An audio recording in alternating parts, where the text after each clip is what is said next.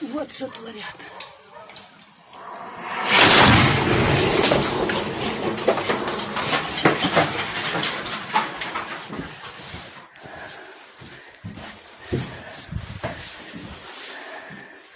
Попали нам в газопровод.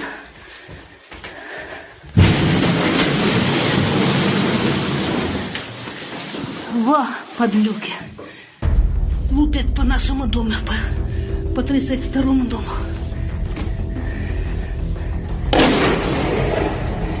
Во, скоты. Загорелся у нас газ. Несколько важных, очень важных слов для тех, у кого может возникнуть соблазн со стороны вмешаться в происходящее событие. Putin is the aggressor. Putin chose this war. Солдаты оружие направляют в ту сторону. Выстрелов не производят. Innocent women, men and children are dying. Свое жилье должны покидать. Что это такое? Военные самолеты, непонятно, украинские или нет. It's a matter of life and death. It's about the future of our global community.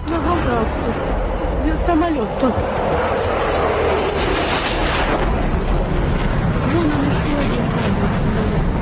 Invasión unilateral, injusta y justificada por parte de Rusia de un país tercero como es Ucrania.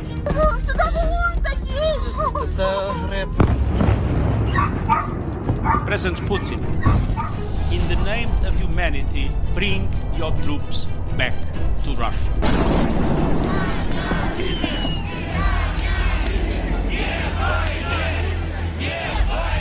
Українці. Зараз в мережі дуже багато з'явилось фейкової інформації, що, немов я закликаю складати зброю в нашу армію і йде евакуацію.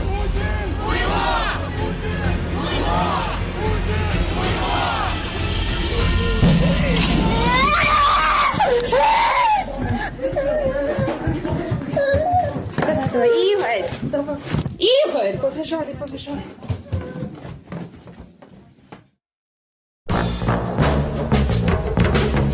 Así suena la guerra en Ucrania. Así suena el terror de las armas y el miedo de la población, retransmitido por ellos mismos desde sus teléfonos móviles. En la guerra, la primera víctima no es la verdad, como suele decirse citando la vieja frase de un senador estadounidense. La primera y la última víctima es el pueblo. Son los civiles, los hombres, mujeres y niños. La información siempre atacada puede abrirse paso a través de la mentira, pero las vidas que se pierden no se recuperan jamás. No debe olvidarse a la hora de juzgar lo que está sucediendo. Putin ha ordenado una invasión ilegal de un país soberano que elige democráticamente a sus responsables y ha obligado a huir a más de 300.000 ucranianos. Hay razones para explicar el conflicto, pero ninguna justifica la intervención militar de Rusia que se extiende por toda Ucrania, más allá de las repúblicas ucranianas de mayoría rusa que Putin decía querer defender. Se puede condenar el imperialismo de Estados Unidos y la injerencia de la OTAN en la región sin caer en la aberración de justificar el imperialismo de un déspota ultranacionalista y homófobo, aliado de las ultraderechas en todo el mundo, que persigue y elimina la disidencia en su país y que ha detenido a más de 2 millares de personas que protestaban en Rusia contra la guerra. Se puede señalar que la influencia de Occidente en la zona ha contribuido al enfrentamiento, que ha habido violaciones de los acuerdos por ambas partes en el área en disputa del Donbass, que hay grupos neonazis en Ucrania que persiguen a los separatistas prorrusos, pero también que es Putin quien ha pulsado unilateralmente el botón de la guerra, después de los intentos de la diplomacia europea para evitarla, y que su intención no es desnazificar el país vecino, sino convertirlo en un satélite gobernado por un pelele a su servicio. Sería cómico si no fuera tan trágico que se presente como azote del nazismo un tirano como Putin, que tiene unos delirios nacionalistas con Ucrania tan enfermizos como los que tuvo el fascismo en el siglo pasado, y que hoy se abraza con todas las ultraderechas globales en su intento por recuperar influencia en el mundo y por desestabilizar las democracias europeas a las que llama, junto a Estados Unidos, el imperio del mal. Resulta también risible que tanto a derecha como a izquierda, para atacarle o para defenderle, se intente hacer creer que Putin tiene algo que ver con el comunismo porque añora el viejo poderío soviético. El fantasma que hoy recorre Europa no es el comunista, es el de la Guerra Fría que arrastra ruido de cadenas nucleares. La manera de evitar que la cadena se desate no es responder al fuego con más fuego, sino con las armas de la democracia y la diplomacia. Ayudar a Ucrania en su defensa, pero no atacar con una intervención de la OTAN, que es lo que está buscando Putin. Ahogar y aislar al agresor, pero no la información. La censura de los medios rusos, decretada por Bruselas, es justo lo que las democracias no deben hacer. La libertad de expresión es inalienable. Tiene riesgos, pero hay que asumirlos. La opinión pública europea está contra la invasión, así que no hace falta pastorearla. Ayer, domingo 27 de febrero, el presidente ucraniano Volodymyr Zelensky anunciaba que una delegación ucraniana y una rusa se reunirían en la frontera con Bielorrusia para intentar encontrar la paz. Олександр Лукашенко звернувся до мене, щоб українська та російська делегація... No confío en el resultado, dice Zelensky, pero la reunión se tiene que producir para que sepan que hice lo posible para detener esta guerra. Una guerra que parecía imposible. Después de meses de tensión y diplomacia para intentar evitarla, Putin hizo lo que casi nadie previó que hiciera: ordenar la invasión de Ucrania y declarar la guerra. La señal de alarma se había disparado antes, el 21 de febrero. Putin reconocía las autoproclamadas repúblicas prorrusas de Donetsk y Lugansk en la región de Donbass. El 22, Ucrania reportaba la entrada de tropas en la zona, en la frontera con Rusia, al este del país. Y en la madrugada del jueves 24 de febrero, el presidente ruso declaraba la guerra en un discurso televisado. He tomado la decisión de una operación militar. Queridos camaradas, sus padres, abuelos y bisabuelos no lucharon defendiendo nuestra patria para que los neonazis de hoy tomaran el poder en Ucrania. Minutos después, la amenaza se cumplía. Rusia ataca a Ucrania. Putin llega a decir que Ucrania es un error histórico que hay que corregir y lanza una invasión más allá del Donbass. Las tropas entran por toda la frontera rusa, incluida Crimea, anexionada en 2014, y también por Bielorrusia, por la zona de exclusión de Chernóbil. En 24 horas llegan a Kiev. El presidente está aquí, las tropas están aquí, los ciudadanos están aquí, protegiendo la independencia de su país. Zelensky lanza este mensaje por redes sociales y vestido de militar desde las calles de Kiev. El ejército vuela puentes de la capital para frenar el avance ruso, reparten armas entre la población y les animan a preparar cócteles Molotov. 4 días después, las tropas rusas asedian Kharkov, la segunda ciudad más grande de Ucrania, y Rusia sigue su ofensiva en distintos puntos del país. 352 civiles han muerto, entre ellos 14 niños, y los heridos superan 1.000.000, según el gobierno ucraniano. ACNUR calcula que más de 360.000 personas han cruzado la frontera para huir de la violencia. Las reacciones internacionales son inmediatas. Putin's aggression against Ukraine will end up costing Russia dearly. El presidente de Estados Unidos, Joe Biden, asegura que la agresión le saldrá cara a Putin.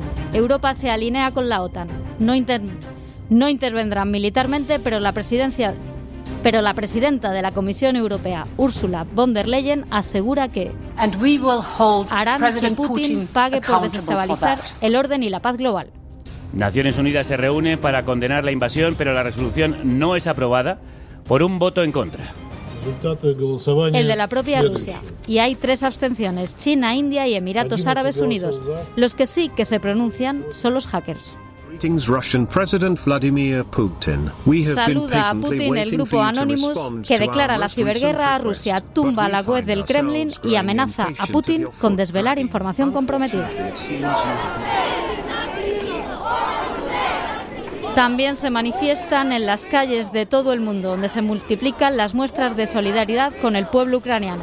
Son especialmente heroicas las protestas en las calles rusas, donde ya hay más de 5.000 detenidos, según Ovid Info, la organización especializada en el seguimiento de arrestos y la defensa de detenidos. Rocío Gómez, muchas gracias. A ti, buenos días.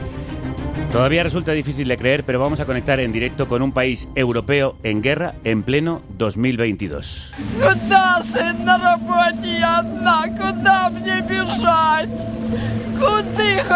¿A dónde voy? Estoy sola. ¿A dónde voy? Dígamelo, por favor, dígamelo, decía esta mujer.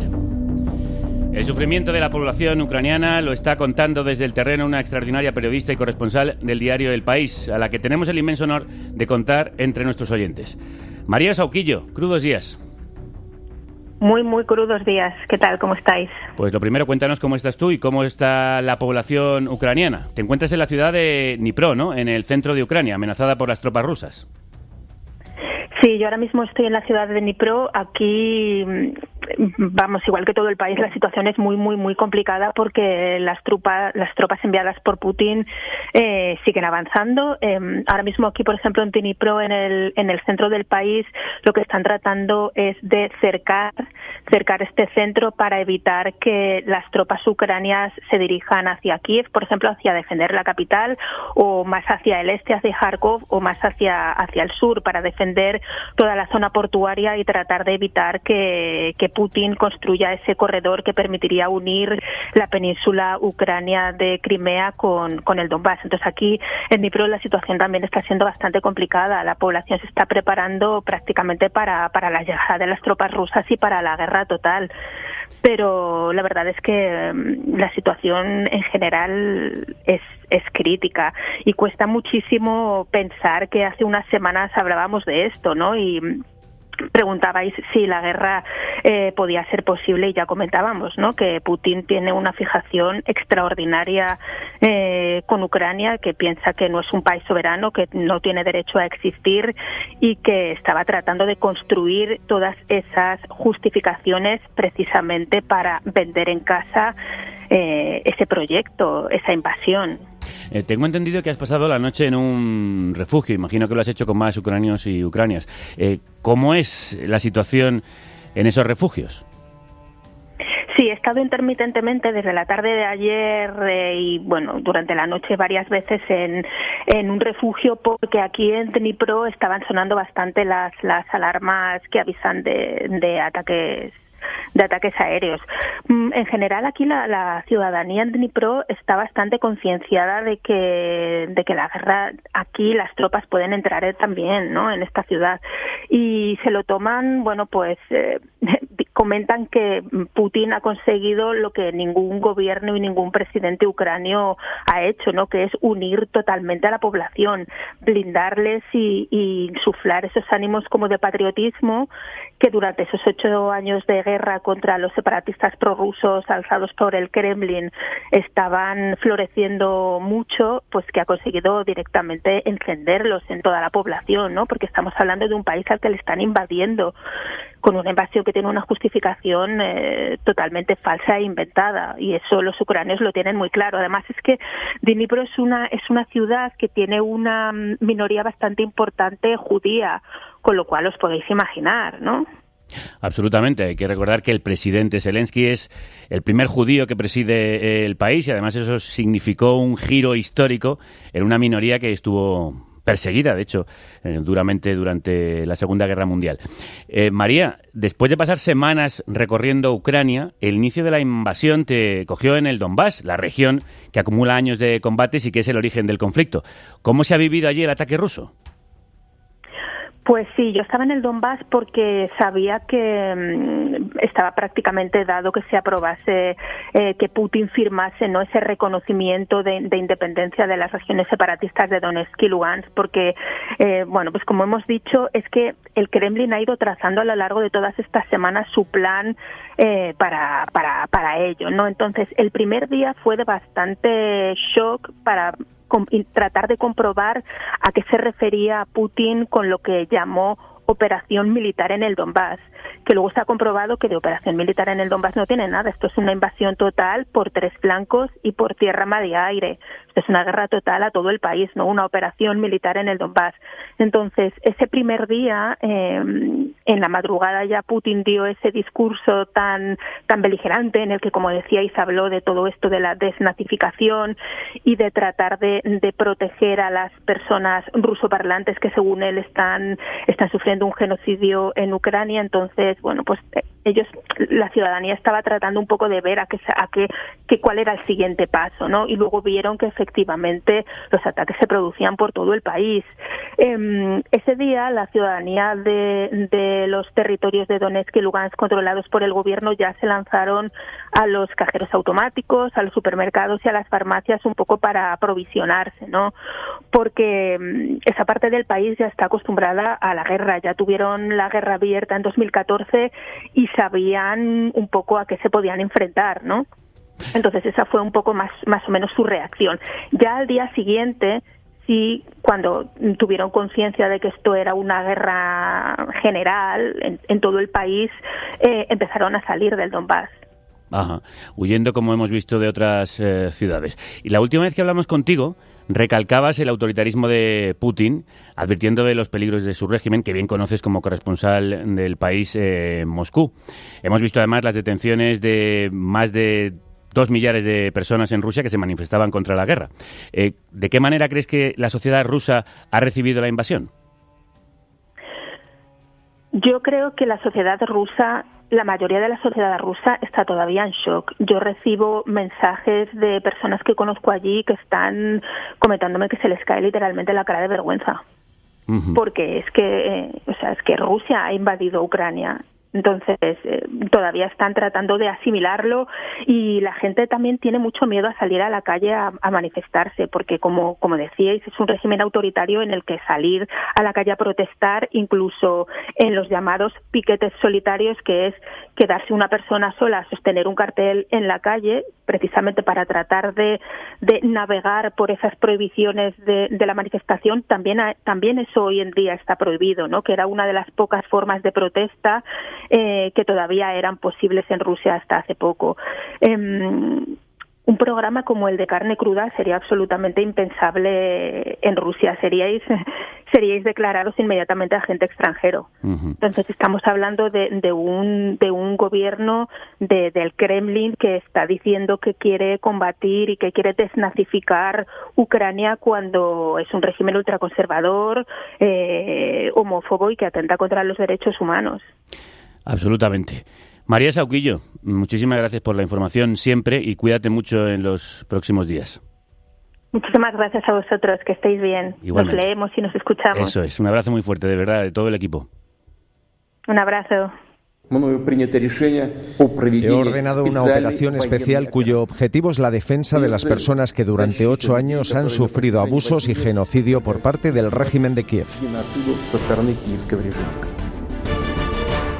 Hemos querido llamar a uno de los expertos que mejor analiza este conflicto y mejor conoce la zona. Es Jesús Núñez, codirector del Instituto de Estudios sobre Conflictos y Acción Humanitaria, al que leemos habitualmente, al que seguimos en los medios. Podéis hacerlo en el blog Elcano y en el Huffington Post. Jesús, crudos días. Hola, buenos días. ¿Por qué ha atacado Putin finalmente? Entiendo que ha visto que las cosas empezaban a complicársele demasiado en la medida en la que el gobierno de Zelensky se iba consolidando poco a poco, en la medida en la que aumentaba la rusofobia también dentro de Ucrania, o lo que es lo mismo, en la medida en la que los ucranianos entendían que su futuro, en términos de bienestar y de seguridad, era mucho más recomendable si trataban de ligarse a Occidente, en este caso más concreto a la Unión Europea. Luego, desde esa perspectiva, podemos entender que Putin ha intentado abortar ese proceso ante una situación en la que ya tenía controlada parte del país, el Donbass y la península de Crimea, y tratando al mismo tiempo de cumplir con ese sueño que ha planteado desde hace ya mucho tiempo, que es recuperar, revitalizar el imperio ruso.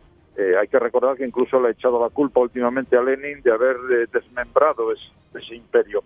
Por lo tanto, creo que esas son las razones inmediatas que llevan a la ofensiva que se ha puesto en marcha desde hace ya 5 días.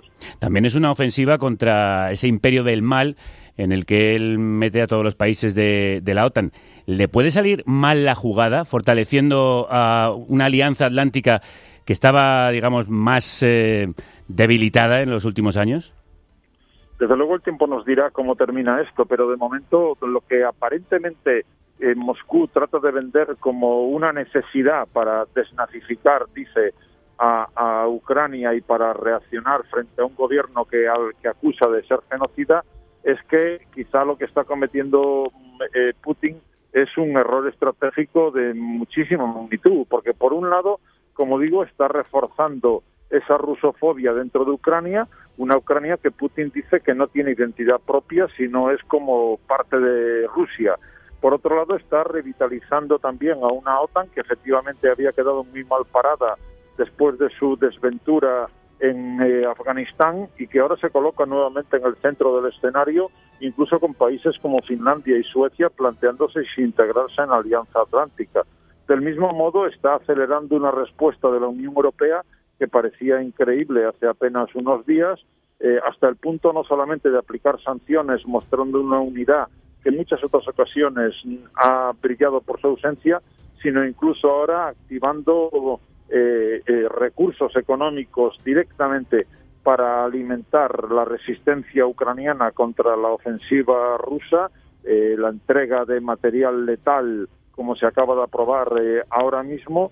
Del mismo modo, el haber empezado esa ofensiva arruina por completo el objetivo ruso de ver el orden de seguridad europeo, entendiendo que la percepción de seguridad que tiene Rusia sobre el proceso de ampliación de la OTAN en estos últimos años es vista, obviamente, con inquietud de maniobra para negociar un nuevo orden de seguridad, pues ahora difícilmente algún gobernante occidental, ni de la Unión Europea, ni de, evidentemente tampoco Estados Unidos en primer lugar, van a sentarse a una mesa a negociar con tipo.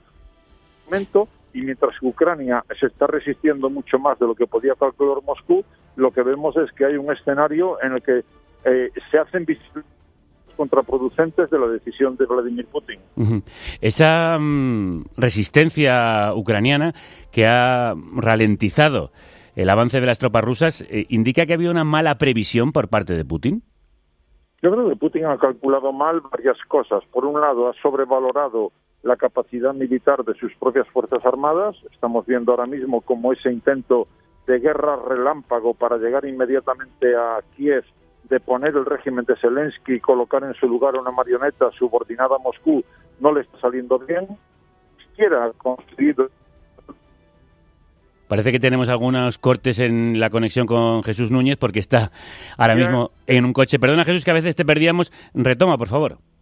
Sí, decía que parece claro que el cálculo que ha hecho Putin estaba equivocado en el sentido de, por un lado, sobrevalorar a sus propias Fuerzas Armadas, intentando llevar adelante una guerra relámpago que pusiera de rodillas al gobierno de Zelensky y colocar en su lugar a una marioneta subordinada a Moscú.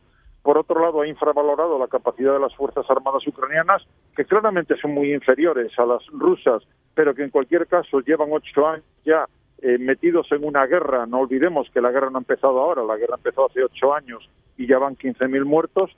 Y también ha calculado mal la reacción de la población ucraniana, que creía que iba a recibir a los rusos como salvadores y ahora lo que está viendo es que los recibe como invasores y que por lo tanto está respondiendo. Si a eso se le añade el apoyo que están empezando a prestar algunos países con material militar a Ucrania, pues evidentemente eso le va a complicar mucho más las cosas a las fuerzas rusas, que en cualquier caso, no lo olvidemos, todavía no han empleado todo su potencial. Si lo digo de otro modo, parece claro que Putin no está dispuesto a salir con las manos vacías de Ucrania y por lo tanto tiene todavía medios militares para seguir complicando las cosas. De hecho, hablando de potencial, Putin ha puesto en marcha el escudo disuasorio que implica el uso de armamento nuclear.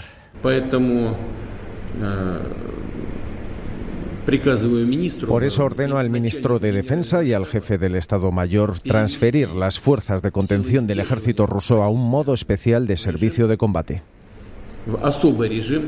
Jesús, ¿hay riesgo de una guerra nuclear y más aún de una tercera guerra mundial? Riesgo de una guerra nuclear la hay desde el momento en el que con Hiroshima y Nagasaki entramos en la era nuclear en 1945, pero desde entonces hasta hoy ha quedado claro que a pesar de que ha habido centenares de conflictos violentos en todo el planeta, en ningún caso se han utilizado armas nucleares. Para Rusia ahora mismo ese hecho, que es muy llamativo, que es alarmista evidentemente, creo que es mucho más, si lo digo coloquialmente, un farol que una voluntad de llegar a usar armas nucleares, porque a continuación de ese anuncio inmediatamente se añade que Rusia entiende que el uso de armas nucleares solo está contemplado cuando la existencia de la propia Rusia está en peligro, y desde luego eso no es algo que hoy en día quepa considerar. Luego, ya digo, se trata de un elemento más, de un discurso que lo que busca es intimidar. Recordemos que Putin ha dicho que cualquiera que obstaculice su camino con lo que ha empezado a hacer en Ucrania va a pagar unas consecuencias insoportables. Y desde ese punto de vista, lo que busca es fundamentalmente disuadir, pero no, y quiero creer, no atacar en ningún caso con armas nucleares. ¿Y cuáles pueden ser las consecuencias para Ucrania? ¿Cómo puede salir el país de esta guerra? Si Putin, como decías, no quiere irse con las manos vacías, ¿qué nos espera? Lo que nos espera, desde mi punto de vista, es una insistencia todavía mayor en el campo militar por parte de Rusia para conseguir los objetivos que allí busca. En primer lugar, como mínimo, del Donbass en su totalidad. Recordemos que hasta ahora los separatistas prorrusos solamente controlan un tercio de la totalidad del Oblast de Donetsk y Lugansk. De ese modo conseguiría tener un corredor terrestre que una a la Federación Rusa con la península de Crimea, y por lo tanto entiendo que ese es el mínimo objetivo a lograr por parte de las fuerzas rusas. Más allá de eso, intentar evidentemente derribar el gobierno de Zelensky y colocar en su lugar a un actor más manejable para los intereses de Moscú. Es algo que hasta ahora no ha conseguido. Estamos todavía en las primeras fases de esta nueva etapa de la guerra en Ucrania.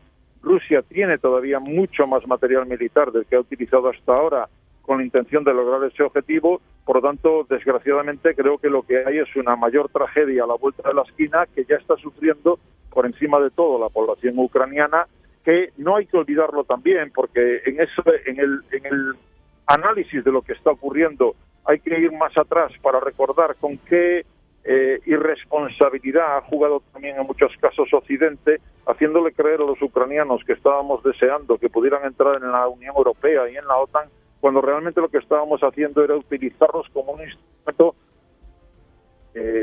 básicamente, y también me vuelvo a expresiones coloquiales, tocarle las narices a Putin. Y cuando Putin ha dicho hasta aquí, pues se ha visto claramente que hemos dejado a los ucranianos bastante solos.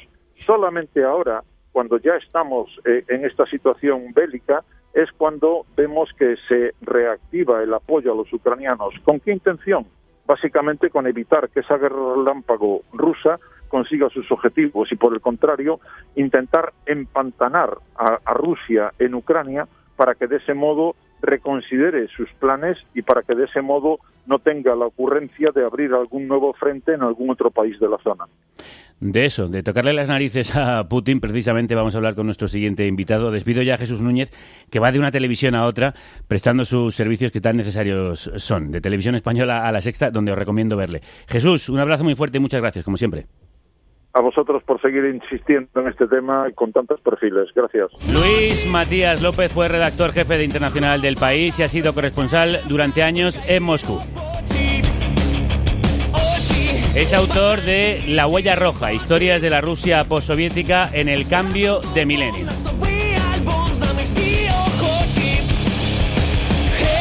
Y ha escrito 2 artículos muy clarificadores sobre este conflicto. Ucrania y Europa, rehenes de Rusia y Estados Unidos, que apareció en Alternativas Económicas. En la última novela de John le Carré, Proyecto Silverview, el protagonista sostiene que la alianza es una reliquia de la Guerra Fría que hace más daño que otra cosa. Y alguien tan poco sospechoso de simpatías prorrusas como George Kennan aseguraba en 1997 que la ampliación de la OTAN podría ser el más letal error estratégico de la posguerra fría. En cuanto a España, estamos a lo que nos manden. Y si Sánchez cumple, se dará por bien pagado con 5 minutos de charla y una palmadita en la espalda de Biden en la próxima cumbre de la OTAN. Y no nos gusta Putin, pero no es el único culpable de la situación. Este otro artículo publicado por Infolibre. Luis, crudos días. Hola, buenos días. ¿Quiénes son entonces los culpables de la situación actual, aparte de Putin, evidentemente? Bien, tú lo has dicho, aparte de Putin. Además, se da la circunstancia de que hasta que no ha estallado la guerra, a Putin todavía se le podría entender, se le podría encontrar alguna razón, pero una vez que ha lanzado sus tanques, sus cohetes y una ofensiva en todos los frentes y tal, cualquier resto de razón o de motivo que pudiera tener, pues queda tapado por el sinsentido de una guerra en pleno continente europeo, que yo suelo decir que es lo peor desde el tiempo de las guerras de Yugoslavia de los años 90, pero que al paso que vamos casi tendríamos que retrotraernos a la Segunda Guerra Mundial. En cuanto a quién tiene la culpa, en primer lugar, la tiene Putin porque es el invasor. Pero llevando el análisis un poco más lejos, hay que convenir en que esto es el resultado de una sensación de cerco que se ha ido produciendo durante décadas, desde antes de caer la Unión Soviética, con la perestroika de Gorbachev, luego con el desgobierno de Yeltsin y con la rendición incondicional de Rusia frente a Occidente. Entonces, eso se podría haber hecho porque además el modelo soviético, social, de convivencia y tal, cayó porque no funcionaba. Y se entiende que todos los países satélites, incluso algunos de la antigua URSS, pues que no quisieran seguir dentro de ese engranaje con el que nunca estuvieron de acuerdo. Hasta ahí se puede entender. Lo que no se puede entender, y ahí está la responsabilidad de Occidente, de la OTAN, y en último término de Estados Unidos, que es el que toma las decisiones, lo que no se puede entender es que eso se produjera sin que Rusia recibiera al menos las mínimas garantías de seguridad. A pesar de eso, lo que se hizo fue que la OTAN, que es una alianza militar y que además se encontró con que la alianza militar que dominaba Moscú, el Pacto de Varsovia, se disolvió, a pesar de eso, no se conformaron con crear un espacio occidental, pero no estrictamente ofensivo, sino que se extendió una organización militar y que además casi su razón de ser es tener un enemigo común que es Rusia. Entonces fueron poco a poco ampliando la OTAN hasta llegar a las mismísimas fronteras de Rusia. Entonces quedaban, por así decirlo, algunas repúblicas que todavía no se habían integrado dentro de la OTAN, y las más importantes eran Georgia y Ucrania. Entonces, también ya en 2008 se abrió la veda para que esas dos repúblicas también cayeran en el redil de la OTAN. Eso provocó ya una guerra en Georgia en 2008, con pérdida de territorio de Georgia, y ahora, en último extremo, es lo que ha provocado esto. La cuestión, siempre insisto en que esto no debe llevar a justificar de ninguna manera la invasión rusa. Eso es inadmisible. De eso podemos seguir hablando si queréis. Pero lo que ocurre es que no había ninguna necesidad de que un país troncal, históricamente, incluso con muchísimos lazos personales entre rusos y ucranianos y tal, tuviera que perder su estatus de neutralidad y también entrar en la OTAN, aunque tengan derecho sus ciudadanos a decidir libremente si quieren entrar o no. Pero caramba, una cosa es eso, el derecho a decidir, y otra cosa es el pragmatismo. Y entonces, que está claro que fue un error, es que tenemos una guerra. Se podrá echar las culpas a unos o a otros, pero tenemos una guerra, y tal vez, si no hubiera existido el riesgo de que Ucrania entrase en la OTAN, tal vez esta guerra se podría haber evitado. Dices que conviene recordar que la OTAN es fundamentalmente Estados Unidos. ¿Esto por qué hay que recordarlo? ¿Por qué es importante? ¿Y qué papel debería jugar Europa fuera de la Alianza Atlántica? Fuera de la Alianza Atlántica.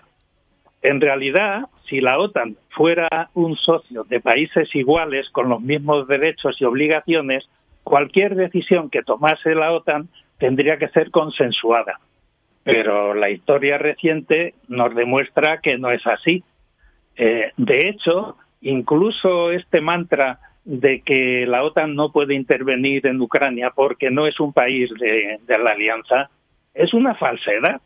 Porque en realidad, cuando los intereses de Estados Unidos apuntan en el sentido de que necesitan aliados, por lo menos formalmente, para llevar adelante sus operaciones y sus intereses militares, pues entonces recurre a la OTAN, y la OTAN obedientemente responde, y hasta España, si hace falta, pues envía también sus soldados.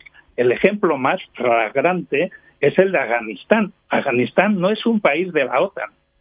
Entonces, en cambio, Estados Unidos estaba interesado, por motivos internos y de todo tipo, en lanzar una guerra en Afganistán para cargarse al régimen de los talibanes. Se les puede entender, después del 11S, cualquier cosa que fuera a cargarse a los talibanes y a sus aliados, Al-Qaeda y tal, estaba justificado. Pero era un interés básicamente norteamericano. Entonces no pude decir, vamos a intervenir con la OTAN porque es un país de la OTAN, porque Afganistán no es ni era un país de la OTAN. En cambio, cuando le interesó, utilizó el paraguas de la OTAN, invadió Afganistán y varios países de la OTAN, entre ellos España, apoyaron la intervención. Entonces, es que está muy claro que en la OTAN quien manda es Estados Unidos y que el resto de los aliados básicamente se limitan a obedecer, no de forma ciega, porque luego hay países que de vez en cuando pues mantienen una posición más o menos independiente, sobre todo Francia y tal.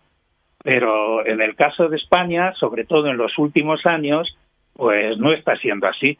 Y cuando Estados Unidos pide la colaboración española, ya sea para la utilización de las bases o incluso para enviar efectivos militares, pues España cede y cumple, por así decirlo. Cumple, pues como digo, para a lo mejor recibir una palmadita cuando se encuentra con el presidente norteamericano, a lo mejor más que una palmadita cuando se celebre la próxima cumbre de la OTAN en Madrid, en fin, una pena.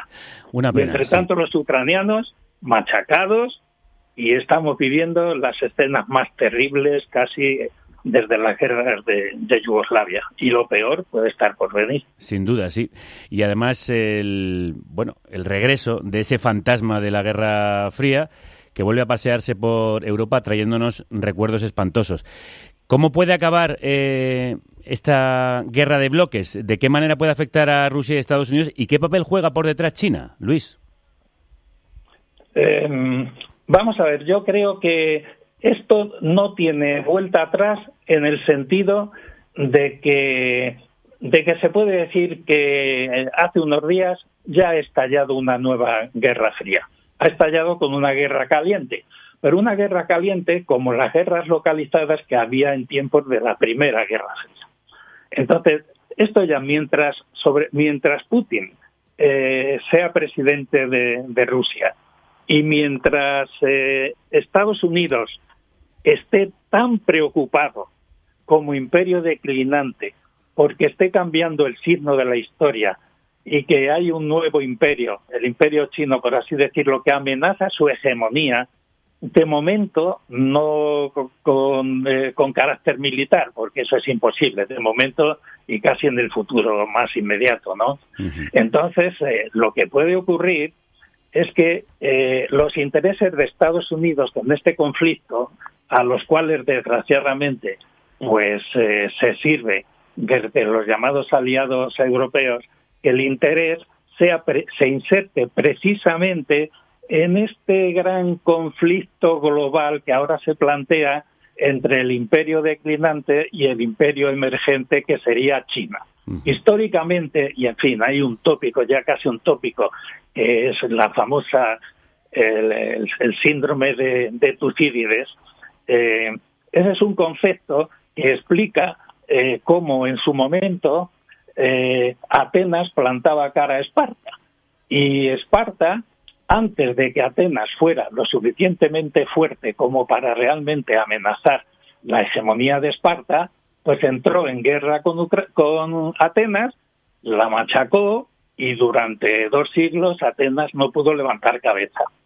Entonces, yo no digo que eso vaya a ocurrir ahora, al menos en cuanto a lo que sería una guerra abierta entre Estados Unidos y China.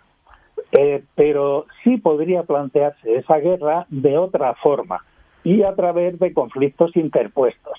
En el caso actual, con Ucrania, porque Putin ya se ha asegurado la garantía de que tiene como aliado a China, y quién sabe si eventualmente no se puede plantear con Taiwán, que de la misma forma que Putin dice que Ucrania es Rusia, sí. Pekín dice que Taiwán es China. Entonces, Dios quiera que todos estos escenarios catastrofistas no se concreten, pero realmente es como para echarse a temblar. Es para echarse a temblar, sí. Y qué bien explicas con la cuestión de Tucídides y ese imperio declinante y el imperio emergente, la situación que estamos viviendo hoy en día. Luis Matías López. Perdona, ¿me permites un momento? Sí. Quisiera, dado que habéis hablado con María, sí. Y que está ahora donde estuve yo en su momento, pues bueno, si todavía sigues ahí, un abrazo muy fuerte, cuídate. Y luego señalar una cosa bastante curiosa. Mientras yo estaba de corresponsal en Moscú, me tocó la guerra de Chechenia. Entonces a ella le ha tocado la de Ucrania. Entonces hay se podría decir, ¿es algo parecido? Bueno, pues vamos a ver. En el caso de la guerra de Chechenia, ya con Putin, la segunda guerra de Chechenia, ya con Putin de presidente, machacó el país, lo dejó convertido en un solar. Grozny era un montón de escombros, pero en aquel momento no eran rusos contra rusos, aunque Chechenia formase parte de Rusia, sino que era Rusia contra un enemigo ancestral que venía desde el siglo XIX hasta Pushkin, Tolstoy, Lermontov hablaron de aquellos conflictos, sino que era contra los chechenos, que son caucásicos, un poco negros, musulmanes, y un pueblo tan racista como a veces puede ser el ruso, vio aquello como algo fantástico. Pero en el caso de Ucrania es muy diferente, porque además Putin vende, y con parte de razón, que Ucrania es un país hermano, y a un país hermano no se le invade, no se le bombardea, etcétera. Con lo cual, si fuera cierto, como se está insinuando, que tropas chechenas van a entrar en Ucrania en apoyo de los rusos, eso en Rusia sería un choque brutal, porque entonces ya el apoyo que pueda tener Putin en Rusia, que de momento creo que es mayoritario, eso se podría venir abajo. Pues lo veremos y también leeremos cómo lo analiza Luis Matías López. Ha sido un placer escucharle. Ha sido un placer colaborar con vosotros. Me gusta la carne bien hecha, pero en este caso la carne cruda casi me gusta más. Un abrazo fuerte, Luis. Adiós, un abrazo. Por favor, todo el mundo. ¡OTAN! ¡OTAN, por favor! ¡Cierra cielo de mi Ucrania! ¡Por favor, OTAN! ¡Cierra cielo de Ucrania! ¡Cierra cielo de Ucrania! ¡OTAN! ¡Cierra cielo de Ucrania! El viernes se reunían telemáticamente los países miembros de la OTAN para aprobar medidas contra Rusia. Y en Madrid los manifestantes, a los que escuchabais, pedían el cierre del espacio aéreo por parte de los países de la Alianza Atlántica. Nuestro querido compañero en el diario.es, nuestro medio asociado Andrés Gil, es corresponsal en Bruselas y está contando las medidas de Europa contra Rusia. Andrés, ¿qué tal? ¿Cómo estás? Hola, ¿qué tal? ¿Cómo estáis? Bueno, ¿está totalmente descartada una intervención militar de la OTAN? A ver, lo han descartado muchas veces. Claro, lo que vaya a pasar no lo podemos saber bien. Pero tanto Estados Unidos como la OTAN han dicho muchas veces que no tienen previsto desplegar tropas propias en Ucrania. Eso. Otra cosa es lo que puedan hacer los estados por su cuenta, que se están movilizando en los países vecinos, o incluso la OTAN, que ha activado esta medida de alerta defensiva, que viene a reforzar el flanco oriental, pero vamos, en principio todas las veces se han dicho que no tienen previsto desplegar tropas en Ucrania. En esa reunión de la que hablábamos estuvieron como observadores Finlandia y Suecia, que pese a no pertenecer a la alianza fueron amenazados por Rusia si osaban acercarse o osaban pedir la entrada en la organización. El presidente ucraniano ha asegurado que estaría dispuesto a renunciar a entrar en la OTAN para negociar con Rusia. ¿Qué supondría la adhesión de esos países a la Alianza Atlántica, Andrés? Claro, es que todo esto tiene que ver con lo que estaba comentando antes Luis Matías López, ¿no? Que al final es verdad que la Alianza Atlántica se ha ido extendiendo hacia el este. Desde el año 97 no ha parado de crecer, incorporando ex-repúblicas socialistas soviéticas. También hay países que pertenecen al Pacto de Varsovia, que es lo que más nervioso pone a los rusos, pero al mismo tiempo ha habido otros países que se han mantenido al margen de eso, como es Finlandia y Suecia. Por motivos obvios, tienen mucha frontera con Rusia también. Entonces, claro, no está sobre la mesa en ningún caso que vayan a entrar Finlandia y Suecia. De hecho, tampoco sus opiniones públicas están muy a favor. Pero claro, incrementaría la tensión, que en el fondo, fijaos, es una reflexión que hemos hecho muchas veces. Si Putin pretendía debilitar a la OTAN y hacerla más fea, o en fin, lo que está consiguiendo es todo lo contrario al final. Está reforzándola, todos conocemos al secretario general de la OTAN y incluso, pues eso, Finlandia y Suecia van a las reuniones de la OTAN. Sí, cierto es. Entre las medidas, el paquete de medidas que aprobó la Unión Europea anoche está el envío de armamento a Ucrania. ¿Crees que Europa estaría también dispuesta a enviar tropas? A ver, lo que pasa es que la Unión Europea no tiene un ejército como tal. O sea, dentro de su... A ver, de hecho, dentro de la ¿cómo le llama? De Strategic Compass, la brújula estratégica que está diseñando Borrell y que estaba diseñando hasta este momento, claro, había un elemento que era una fuerza de intervención rápida de 5.000 soldados, que tampoco es mucho. Pero bueno, era como el primer ejército, el primer amago de ejército de la Unión Europea. Entonces, ¿qué es lo que está haciendo ahora? Pues están financiando el envío de armas. Porque claro, es que la Unión Europea no tiene ejército como tal. Y entre las medidas de presión a Rusia, las más importantes son de ahogo económico.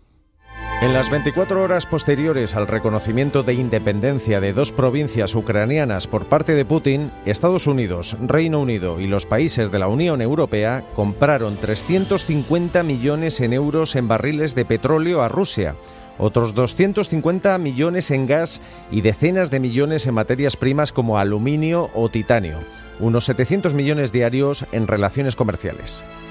Escribe Íñigo Sáez de Ugarte en el diario.es que mientras las tropas rusas intentan acabar con la resistencia ucraniana en la superficie, por debajo los oleoductos siguen haciendo su trabajo. Violeta Muñoz, crudos días. Crudos días. Ante el dilema de la dependencia energética, las sanciones de la Unión Europea y Estados Unidos tienen como objetivo aislar a la economía rusa atacando otros flancos, especialmente al sistema financiero y a las empresas industriales y militares. Es decir, bancos, empresas de defensa, constructoras, compañías de transportes, infraestructuras o aerolíneas. Sí, se les cierra el grifo de la financiación o se les prohíbe la compra de tecnología de Europa. También se ha prohibido que los oligarcas rusos cercanos a Putin puedan abrir cuentas bancarias en la Unión Europea y las cuentas del propio presidente ruso y su ministro de Exteriores han sido congeladas.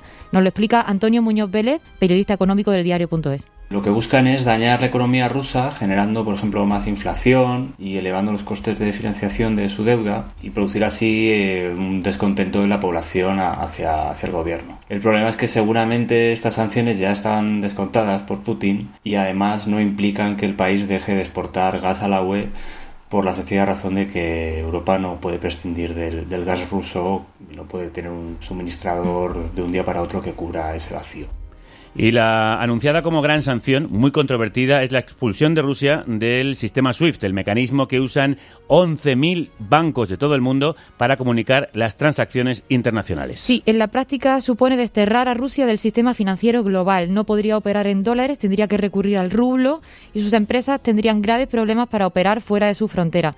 Pero claro, esa expulsión también afecta a sus clientes porque significa impedir cualquier pago de importaciones de productos rusos. Y no olvidemos que Europa recibe de Rusia el 40% de su consumo total de gas. Y aunque en Europa hay países bálticos como Polonia o Estonia que piden que se aplique ya, Alemania o Italia se oponen. Alemania dice que esto sería una especie de bomba atómica para los mercados financieros y hay que recordar que Alemania depende totalmente del gas ruso. Y una de las razones es que sacar a Rusia de este sistema podría acelerar la adopción del modelo chino que se llama CIPS o incentivar el uso de las criptomonedas. Esa era la situación el viernes. Solo una hora más tarde, un cambio de postura decisivo de Alemania ha permitido que Europa se decida a pulsar el botón del SWIFT. We are resolved to continue imposing massive costs on Russia. Provocar costes masivos a Rusia. La noche del sábado, la presidenta de la Comisión Europea anunciaba que los 27 expulsarán a determinados bancos rusos de la plataforma de pagos internacionales SWIFT y restringirán los movimientos del Banco Central ruso. Pero la desconexión financiera de Rusia no será total, Violeta. No. Europa, Estados Unidos, Reino Unido y Canadá buscan una desconexión parcial que permita seguir comprando hidrocarburos a Rusia. A la espera de que se active esa expulsión, queda claro que la energía está en el centro de las consecuencias consecuencias económicas de la guerra para Europa y España? La primera consecuencia de esto es la subida de los precios de la energía. El jueves el gas se disparó más de un 60%, el petróleo marcó máximos de 8 años y esto, cuando estamos metidos en una ola de inflación desde hace ya bastantes meses, pues es un problema. Es un problema sobre todo para Europa, el territorio más expuesto. En el caso de España, no dependemos directamente del gas ruso, pero sí de los precios de la referencia europea, y esto pues determina los precios de la luz y se traslada a todos los sectores productivos. Violeta Muñoz, gracias. Gracias. Among the darkest hour for Europe since the end of World War II, a major nuclear power has attacked a neighbor country and is threatening reprisals. Josep Borrell, presidente de la Comisión Europea, reconocía que estamos en las horas más oscuras desde el final de la Guerra Fría y comparecía este fin de semana junto con la presidenta de la Comisión, von der Leyen, para anunciar estas medidas contra Rusia que analizábamos. Andrés, se ha dicho que no se termina una guerra con presiones y medidas económicas. Bueno, eso se ha dicho. Lo que pasa es que entonces, ¿qué hacemos? ¿Vamos a la guerra todos? ¿Sabes? Que al final, de alguna forma hay que empezar a presionar. Desde lo que se anunció el miércoles por la noche, como respuesta a que Putin reconociera las repúblicas de Donetsk y de Lugansk, hasta lo que se aprobó ayer, ha habido unos saltos muy rápidos y muy cualitativos en cuanto a las decisiones tomadas, no solo por la Unión Europea, sino en coordinación con Estados Unidos y el G7. Entonces, es que al final depende de qué presiones sean. Si al final, claro, tú estás tomando unas decisiones que afectan al bolsillo de Putin, que pueden generar malestar en la población, que pueden empobrecer mucho el país, pues a lo mejor se prolonga el conflicto y no lo paras, pero es que si no, o se hace así o ¿qué otras herramientas tienes? Uh-huh. Y por primera vez la Unión Europea realmente está respondiendo muy rápido y de forma escalonada y, bueno, yo creo que bastante unida. Incluso los países más cercanos a la esfera rusa se están manteniendo en un silencio bastante significativo, bastante sonoro. Sí, claro, es que esa es otra, ¿no? Que da la sensación de que Putin está bastante solo en esta cruzada. O sea, le queda a China, que es en fin, como primo de Zumosol, está bastante bien. Pero vamos a ver, ¿no? Porque tampoco están muy contentos o muy tranquilos con el anuncio de activar el arsenal nuclear. Pero claro, sí.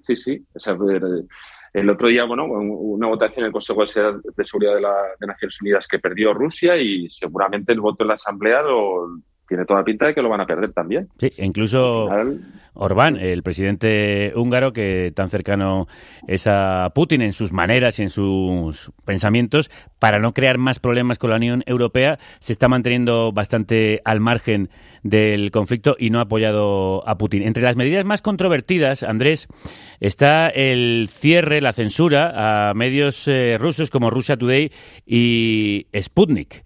¿Qué debate ha generado esto en Bruselas?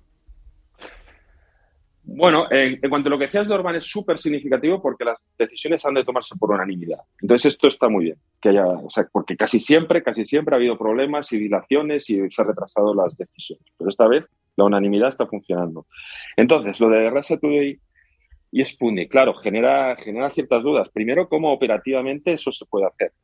O sea, cómo la Comisión Europea, en fin, cómo los países van a poder tomar esa decisión de cortar las emisiones o de prohibir emisiones cuando circula por Internet. O sea, yo creo que logísticamente ya es un problema.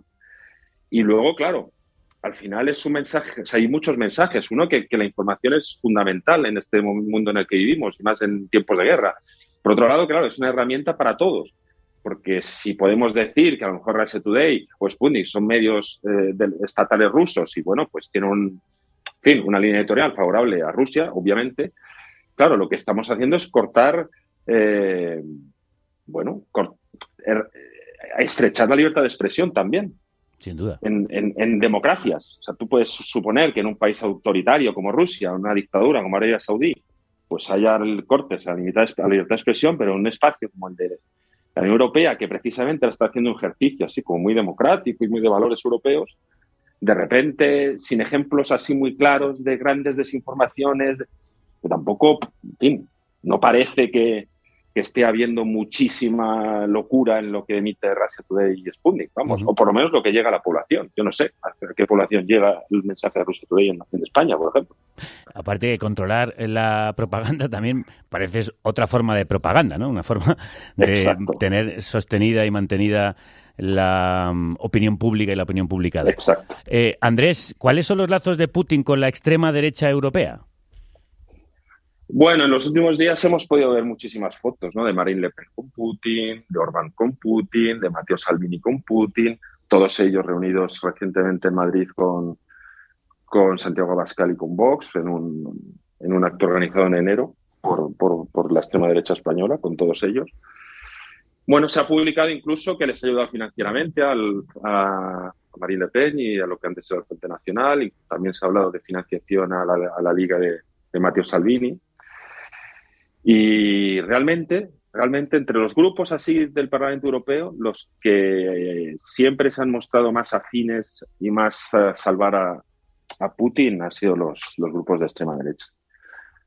Aunque luego siempre puede haber alguno de extrema izquierda que a lo mejor, bueno, pues quiera justificarlo por el asunto geopolítico y anti-OTAN, etcétera, etcétera. Pero vamos, las conexiones de la extrema derecha son claras. Y por último... No tanto Polonia, Polonia, como decíamos antes. Sí. Polonia, de hecho, se siente muy amenazada por los movimientos de Putin en la zona. Y por último, ha habido un cambio muy importante en el tratamiento de la Unión Europea a los refugiados. En el caso de Ucrania, se van a abrir las puertas. Bueno, eso es, fíjate...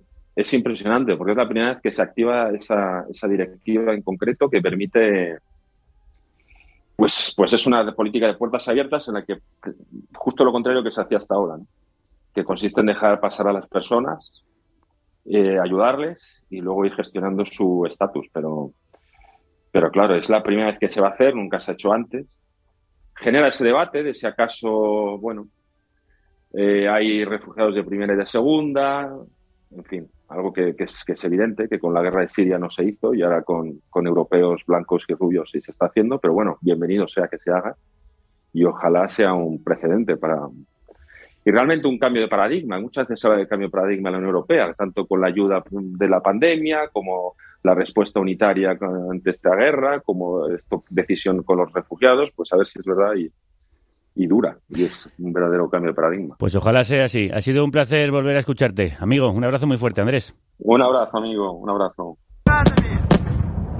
Y volvemos a Ucrania, ahora a su capital, a Kiev, una ciudad con un tamaño similar a Madrid o a Barcelona, que hasta la semana pasada vivía con la normalidad de cualquier otra urbe europea, pero hoy se debaten intensos combates en sus calles que han logrado detener a las tropas rusas.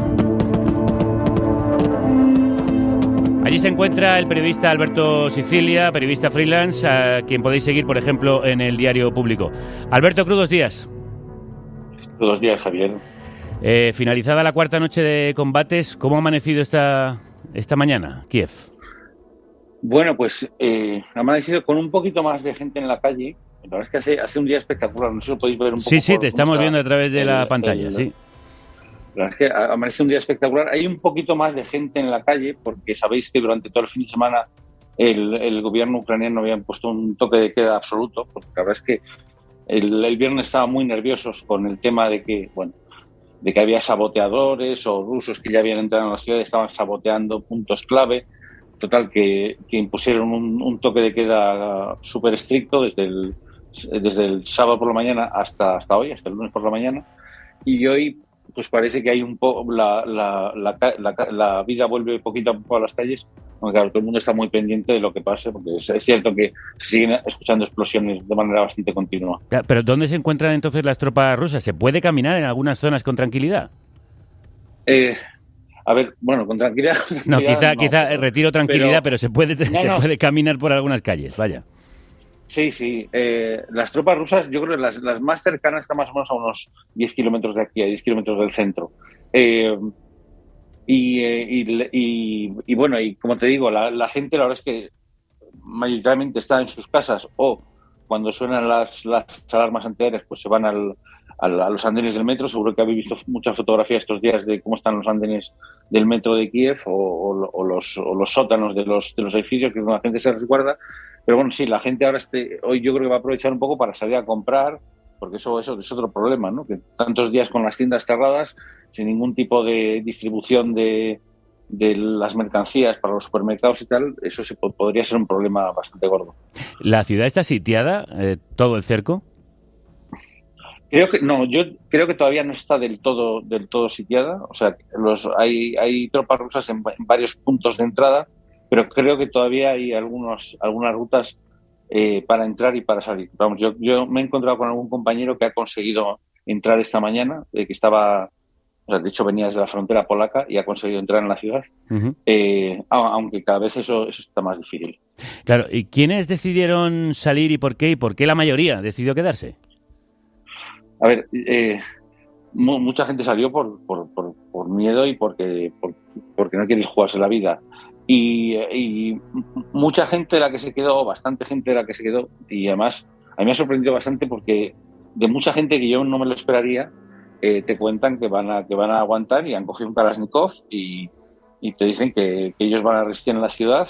Y ya te digo, gente, no sé, profesores universitarios o estudiantes, gente que conoces que el viernes, bueno, eso hace una semana yo me estaba tomando una cerveza con ellos en el centro de Kiev y de repente me mandan fotos por Telegram de ellos con Kalashnikov, con los cócteles Molotov preparados por si entran los rusos a la ciudad. Uh-huh. Sí, de hecho también al respecto de lo que contabas, en redes sociales dijiste que justo una semana antes te bebías un copazo en un bar de Kiev donde no cabía un alfiler y 7 días después te encontrabas en una ciudad asediada bajo la ley marcial en la que los propios civiles han cogido las armas y preparan cócteles Molotov. ¿Cómo digiere la ciudad este cambio tan brusco, Alberto?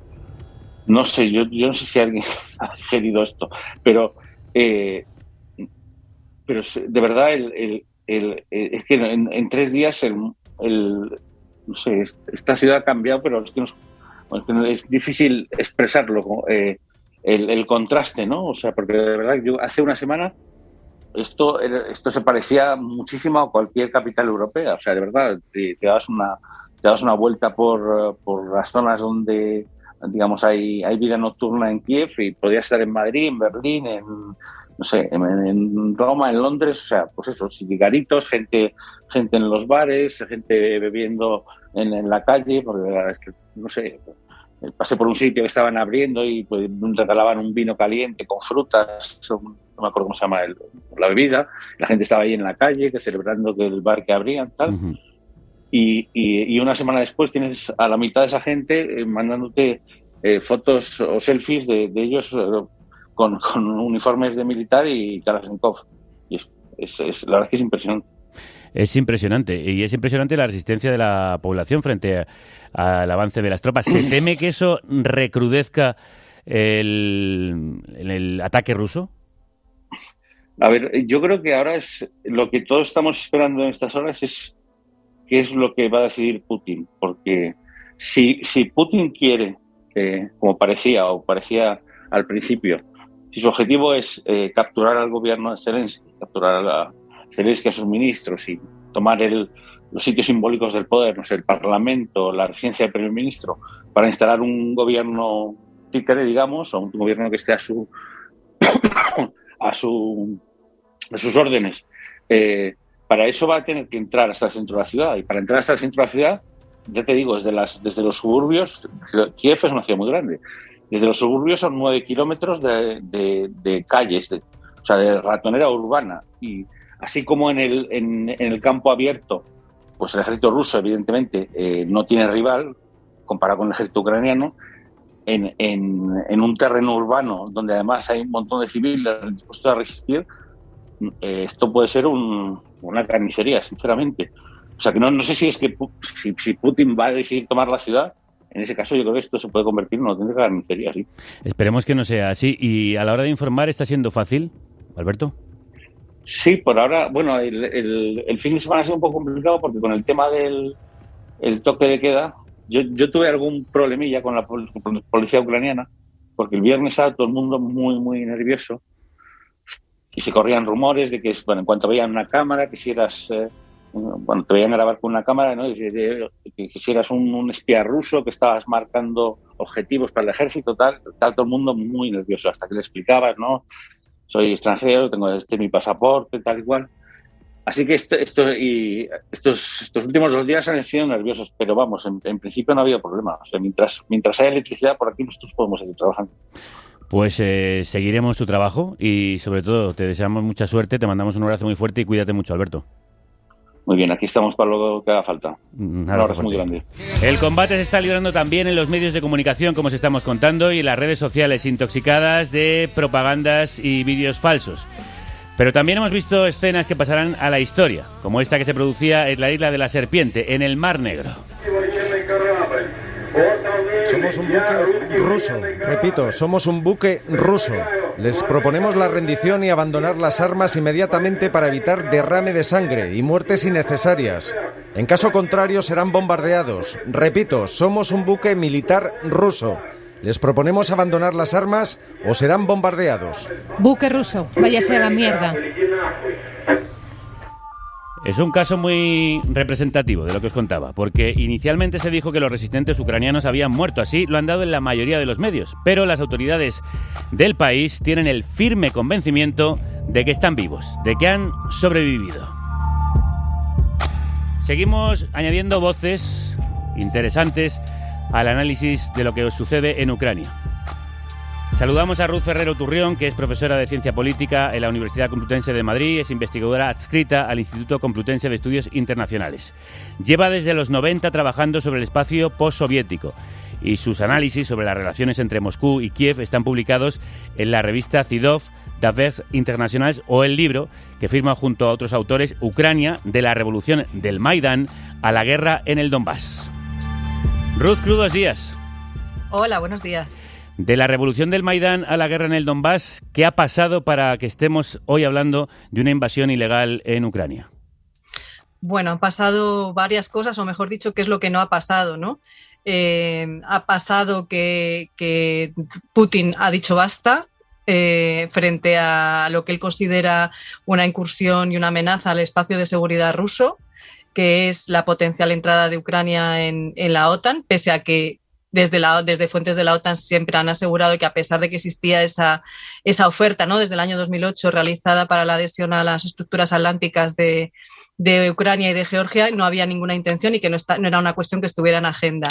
Y yo creo que la decisión de Putin de dar este golpe de mano, primero de subir la tensión en las fronteras ucranianas y ahora esta agresión militar contra Ucrania, obedece también a hacer una demostración de fuerza y de decir: Rusia está aquí, Rusia se ha levantado, la habéis estado humillando durante un montón de años, durante 20 años, y ahora quiero dar un golpe de mano y quiero saber de qué os vais a enterar, ¿no? Básicamente, os vais a enterar qué es lo que no me habéis tomado en serio.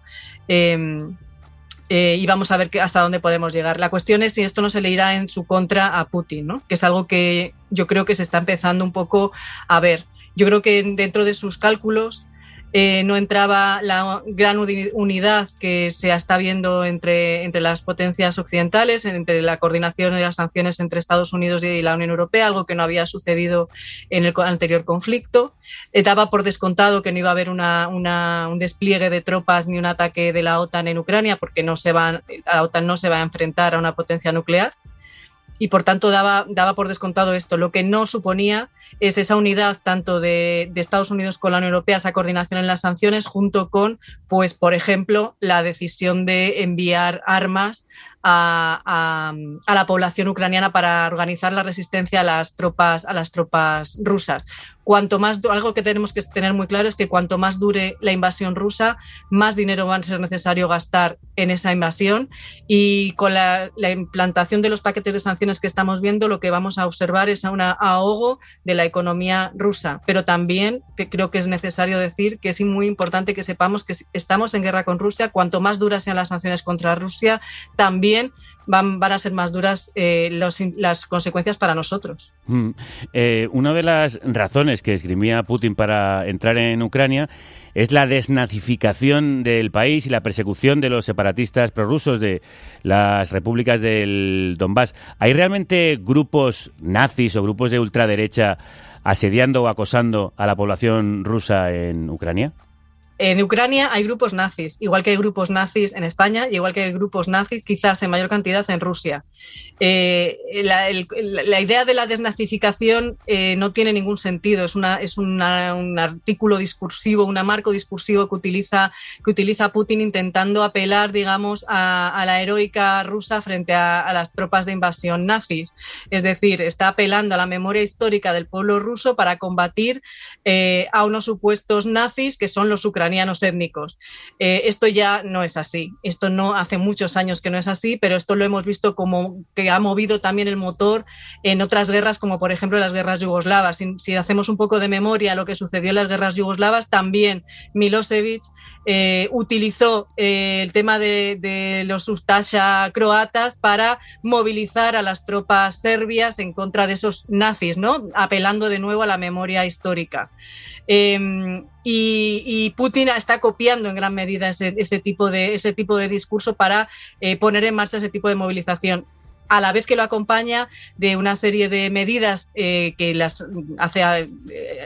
unas decisiones que toma con una cobertura legal que existe en la legislación rusa, y de tal manera que utiliza procedimientos legales para poner en marcha este tipo de aventuras, en este caso de incursión bélica sin precedentes, porque sí que es verdad que es sin precedentes. Es la primera vez que Rusia, o mejor dicho, la heredera de la Unión Soviética, la Federación Rusa, lanza una ofensiva de estas características desde la invasión de Afganistán en los años 80. Lo que hemos visto hasta ahora había sido intentos de controlar una parte del territorio de las antiguas repúblicas postsoviéticas con la intención de desestabilizarlas y evitar que se incorporasen a las estructuras atlánticas. Hay una verdadera obsesión de Putin con Ucrania, como casi origen de la patria rusa. De alguna manera, ¿él está intentando recomponer los pedazos de la extinta Unión Soviética? Partiendo desde ahí, desde el origen de la patria milenaria. Sí, eso parece, ¿no? Tiene la idea de reconstruir los territorios, o buena parte de los territorios del original Rus de Kiev, en los cuales estarían incorporados tanto Bielorrusia como Ucrania, y que son esenciales desde el punto de vista de estratégico y de arquitectura de seguridad. Los territorios que componen la Rusia blanca, que es Bielorrusia, y los territorios de Ucrania, que es esa parte fronteriza, ¿no?, que son los que conforman, junto con Rusia, con una parte de la Rusia occidental, esa original Rus de Kiev, digamos que es el mito fundacional de la nación rusa, y por lo tanto esa también, apelando a esa invocación mesiánica, como articula, digamos, de hecho, su discurso nacionalista en ese ámbito. Vemos similitudes con el caso de Milosevic en la forma de articular discursivamente la movilización tanto del ejército ruso como de la ofensiva en este caso, ¿no? Obviamente los conflictos son diferentes, pero creo que se pueden encontrar algunas similitudes en ese sentido. ¿Y de qué manera? Sí, continúa. Independientemente, además de esto, yo creo que también es importante señalar que algo de verdad yo creo que existe también en algunas partes de las que plantea Rusia, como es ese proceso expansivo hacia el este de la OTAN en los años 90. Quizás lo que más de lo que más se quejaban hasta hace poco, ¿no?, era de la incorporación o la potencial incorporación de repúblicas postsoviéticas a la OTAN, ¿no? Se daba por hecho que los países de Europa Central, bueno, pues iban a entrar, hubo una negociación bien, pero el punto de inflexión yo creo que se sitúa sobre todo en la cumbre de Bucarest del año 2008, en la cual, bueno, pues se ofrece, como decía antes, esa candidatura a Georgia y a Ucrania, algo que no gustó mucho a Moscú, y ahora también, bueno, el propio Solana lo está diciendo en estos días en distintas declaraciones, que esto es un poco lo que ha alimentado esa furia y ese irredentismo sanguinario de intento de recuperación imperial, ¿no?, lanzado por Putin en Ucrania. Entonces, lo que debería hacer la OTAN es retirarse un tanto. Bueno, ahora mismo no parece que esa vaya a ser la maniobra. No es tanto retirarse como lo que ha intentado Putin. Parece ser que con mentiras, ¿no?, es sentar a negociar a Estados Unidos una nueva arquitectura de seguridad europea, y como ha visto que no iba a ser fácil, que no iba a ceder, pues ha decidido lanzar esta ofensiva y utilizar herramientas e instrumentos del siglo pasado, sabiendo que en Europa da mucho miedo en la guerra, que no es una herramienta que se quiera utilizar y que se va a estar que vamos a intentar por todos los medios que son avance. Por eso yo creo que le está sorprendiendo la reacción por parte de la Unión Europea de ese envío de armas letales a Ucrania, ¿no? Yo creo que es algo con lo que no contaba. Ruth Ferrero Turrión, ha sido un placer escucharte. Un abrazo muy fuerte, gracias. Muchas gracias, hasta luego.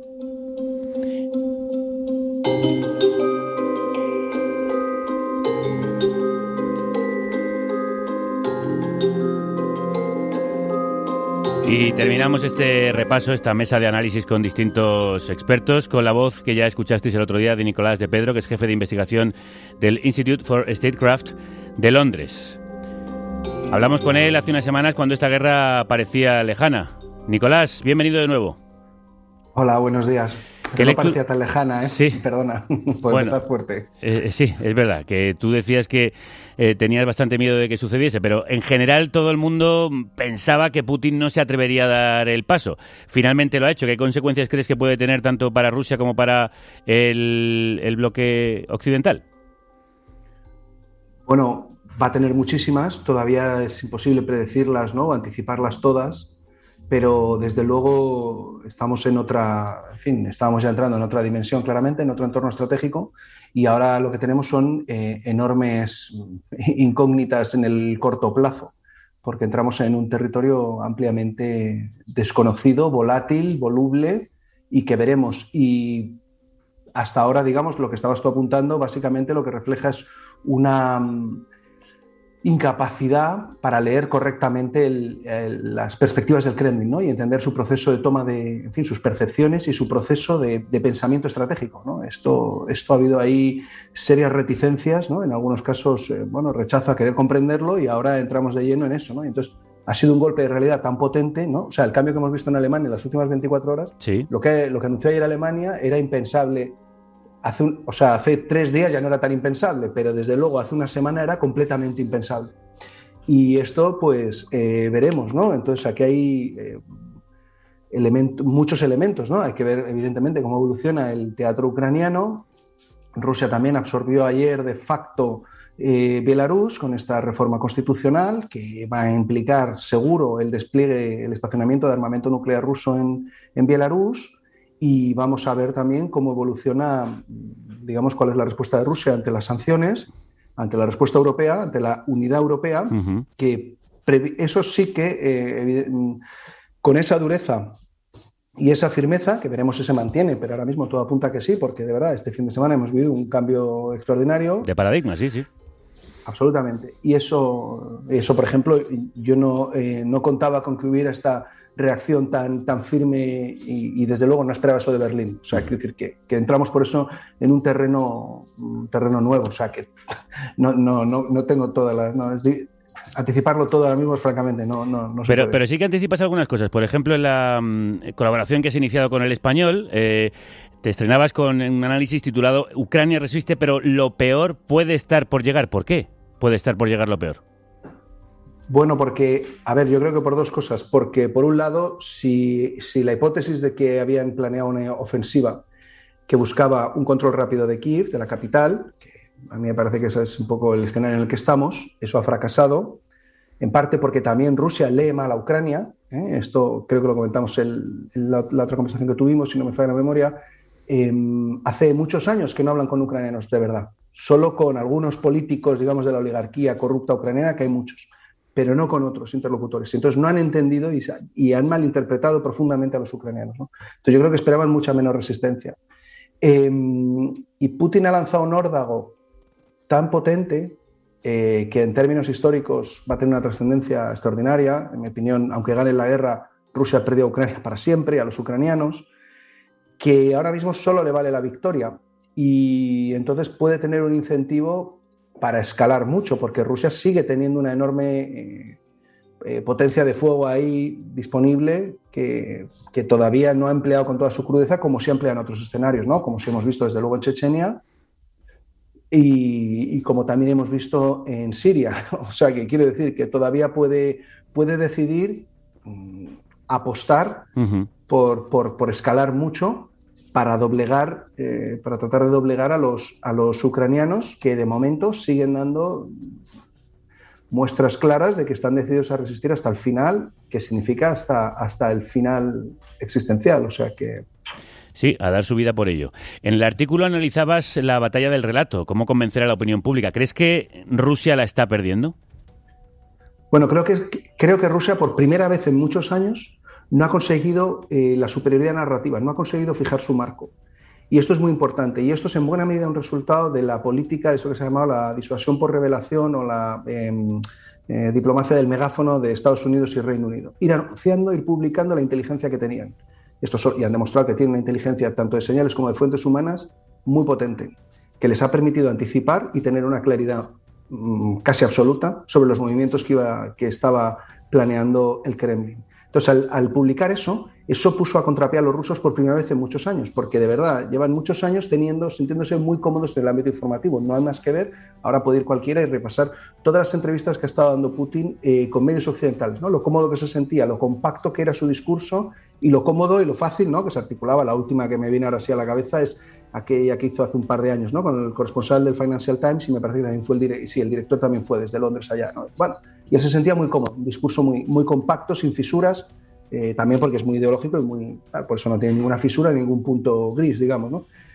Pero eso de repente no lo han tenido. Y entonces tuvieron que montar la narrativa aunque estaban haciendo todo el despliegue, tenían que hacer dos cosas contradictorias a la vez, que era, por un lado, tengo que hacer que mi amenaza sea muy creíble, porque te he lanzado un ultimátum a ti, Estados Unidos y OTAN, que tengo que hacer que sea creíble, para que tú te aceptes sentarte a negociar estas condiciones que son inaceptables para ti. Mi amenaza tiene que ser muy creíble, pero al mismo tiempo necesito, como tú estás anunciando mis planes, necesito convencer a la opinión pública rusa, pero también mundial, de que esto son solo unas maniobras y solo es histeria occidental. Entonces, hasta el 16 de febrero, todo era histeria occidental. Esto es histeria, y luego hay un elemento que no es tan fácil de medir, ¿no?, y que requiere, digamos, otras capacidades, que es también cómo generan cómo movilizan toda su arquitectura de influencia.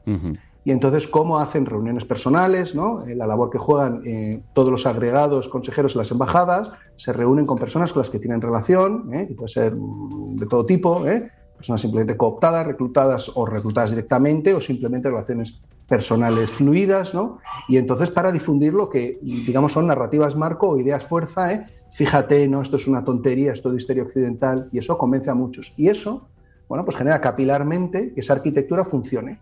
Y entonces se impone ese relato, ¿no? Es todo en el que hay de todo, porque, quiero decir, aquí esto no son las quinielas, o sea, no se trata de acertar el resultado, porque esto aquí, Putin en el último momento podía haber cambiado de decisión en el último momento, hasta que da la orden de lanzar el primer ataque, podía haber cambiado en ese momento, ¿no? Es un proceso dinámico que tiene que ver con el cálculo de costes y también con cómo interpreta las reacciones del adversario, que somos nosotros. O sea, que no se trata de acertar la quiniela. Así que quienes no lo anticipaban, es perfectamente legítimo, porque, insisto, no se trata de acertar en la quiniela. Pero sí que es problemático, y es un tema muy distinto, quienes consciente o inconscientemente participan en una operación de información y forman parte de esa arquitectura de influencia. Eso sí es problemático, porque eso está diseñado para eso, para perturbar, ofuscar y confundir nuestro debate con fines espurios. O sea, no es una cuestión de uno tenía una opinión o pensaba que este cálculo no era racional, porque quienes consideraban que esto no era posible era básicamente porque hacían un cálculo de esto no es racional. Y esos análisis son sólidos y tienen muchos puntos sólidos. O sea, que no estoy haciendo una crítica general a estos análisis, ¿de acuerdo? No es eso lo que estoy diciendo. Pero bueno, difundieron todo esto y hasta el 16 de diciembre todo era histeria. Y claro, tuvieron que cambiar el paso muy rápido porque la intervención ya estaba prácticamente decidida. O sea, era una de las era un objetivo irrenunciable, porque el objetivo de Rusia, del Kremlin, desde la primavera del 14 es Kiev, es el control estratégico de Ucrania. Eso sí que no ha cambiado. Y siempre, para mí siempre ha estado muy claro que ese era un objetivo irrenunciable para ellos. Y estaban dispuestos a llegar a todo. Si podían conseguirlo con pocos costes, pues por supuesto, todo el mundo lo prefiere conseguir con pocos costes. Pero si no, si era necesario, lo iban a considerar un objetivo, era para ellos irrenunciable y existencial. Entonces, claro, cambia muy rápido la narrativa, intentan construir de forma burda y en ocasiones un poco, burda y un poco tonta en muchos casos, la narrativa de hay una ofensiva ucraniana en ciernes, hay un genocidio, entonces lo crean muy artificialmente de la nada y no consiguen convencer prácticamente a nadie, ¿no? O sea, solo a quien realmente tenía muchas ganas de dejarse convencer, ¿no? Digamos a los más forofos, pero no ha tenido ninguna credibilidad. Y entonces ahí han perdido el relato y vemos cosas ahora estos días en Moscú bastante sorprendentes, porque en público también, en redes sociales y también en conversaciones privadas de personas expresando serias dudas y una incomodidad muy fuerte o perplejidad y rechazo al ataque a Kiev, porque no encuentran el razonamiento porque bombardear Kiev es muy chocante, ¿no? Es igual de chocante para muchos rusos como lo es para los que estamos aquí. Y eso, entonces ahí han perdido esta cuestión del relato. Y esto es muy importante. Afecta también a la moral de combate. Lo estamos viendo. O sea, los ucranianos, ¿por qué tienen esa moral de combate tan alta? Porque ven que el mundo está con ellos. Eso, pero también porque ellos están defendiendo su propia existencia. O sea, para ellos es una cuestión del derecho o no a existir de Ucrania. Uh-huh. Muchos rusos veremos si la moral de combate de todas sus tropas es la misma. Porque si no tienes claro cuál es el objetivo, y además tú hasta antes de ayer te han dicho que somos un pueblo hermano y que simplemente la narrativa que te han contado es que los ucranianos están manipulados por una pequeña élite ultranacionalista dominada por la CIA, la Unión Europea, Soros, los anglosajones y no sé cuántos, pues no, de repente no te cuadra que veas todo un pueblo en armas, porque estamos viendo imágenes de verdad extraordinarias, ¿no? O sea, de un pueblo en armas, sí, literalmente, en su sentido más literal. Así que, bueno, esto entonces es muy importante, la verdad, la cuestión del relato y la legitimidad es muy importante. En el campo de batalla ya veremos cómo va la cosa, pero es muy importante. Pues muchísimas gracias por ayudarnos a analizarlo. Nicolás de Pedro es jefe de investigación del Institute for Statecraft, algo así como el arte de gobernar, en la ciudad de Londres. Un abrazo muy fuerte. Muchas gracias, Javier. Hasta luego.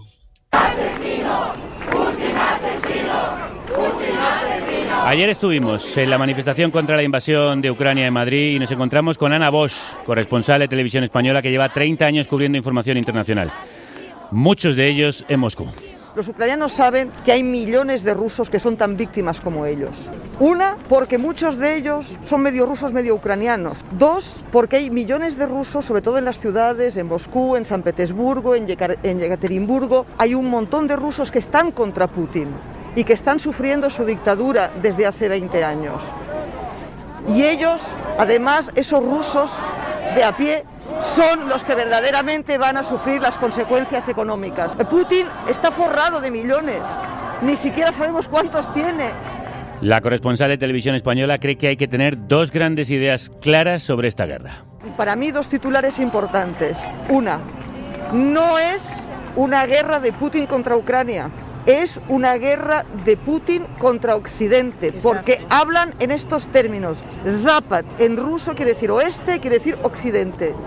Y su guerra es contra Occidente. Dos, los rusos, la mayoría de rusos son tan víctimas como los ucranianos. No están bajo las bombas, pero están bajo una dictadura y además ahora lo que mis amigas rusas no dejan de decir es, y además todo el mundo nos va a odiar. Y en parte sí están bajo las bombas porque también están muriendo cientos de soldados rusos.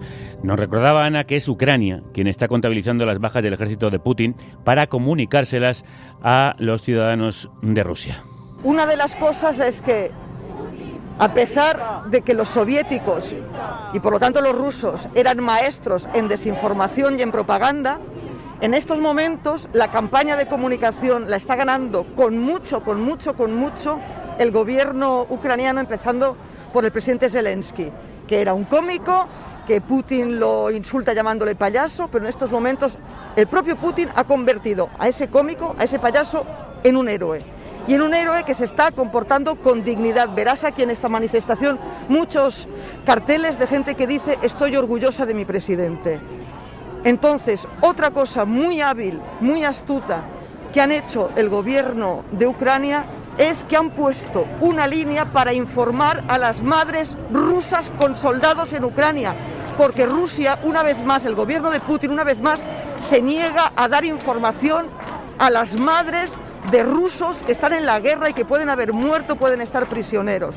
La información que les llega a las madres rusas en estos momentos no es de su gobierno, es del gobierno que sus hijos supuestamente han ido a combatir. Y queremos terminar este especial tan extenso y tan intenso hablando de los ucranianos y con los ucranianos.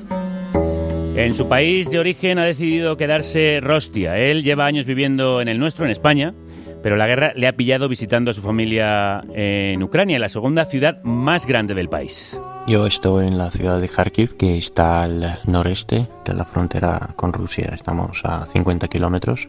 Los últimos días están siendo muy intensos para todos, porque ninguno de los ciudadanos de aquí está acostumbrado a despertarse con explosiones y escuchar misiles y ver bombas cayendo del cielo. Es muy tenso lo que pasa todo esto. Me levanté de la cama, hubo una explosión que hizo temblar la pared de la casa y así es una sensación muy extraña. Justo estaban bombardeando el aeródromo de Chuguyev.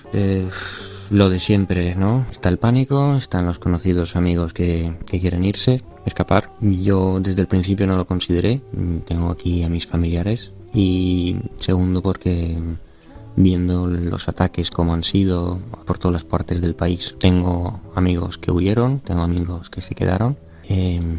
Nada, ojalá que todos salgamos bien de esta. Nos desplazamos al oeste del país, a la ciudad de Lviv, próxima a la frontera con Polonia, a la que está intentando llegar Denis Poltko, un joven ucraniano de 25 años muy vinculado con nuestro país.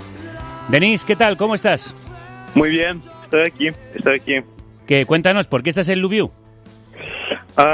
Pues estamos aquí ahora porque en Kiev lo tenemos muchas más batallas. Pues yo estaba por la zona de oeste con mi empresa. Sí. Antes de la guerra. Antes de la guerra hemos pasado unas vacaciones aquí en la parte de oeste. Y cuando las vacaciones han terminado, pues tenía que volver aquí a casa. Uh-huh. Y el último día, mi esposa me ha escrito que su padre quiere sacar a toda la familia a la parte de oeste. Ajá.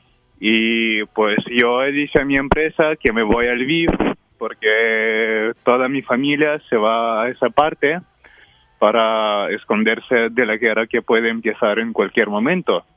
Pero nadie me creía, nadie creía que Putin va a atacar a Ucrania así de repente.